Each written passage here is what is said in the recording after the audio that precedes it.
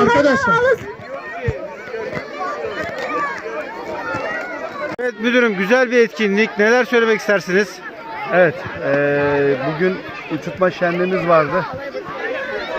Gerçekten çok güzel bir atmosfer var ama bugün rüzgar biraz yok.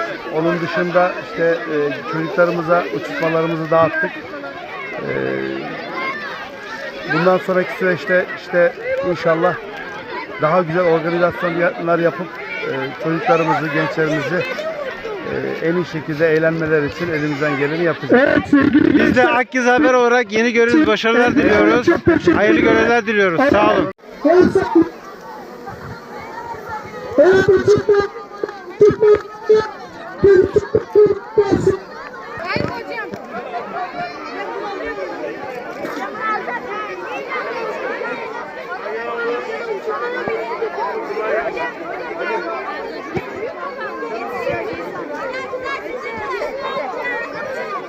Bozma.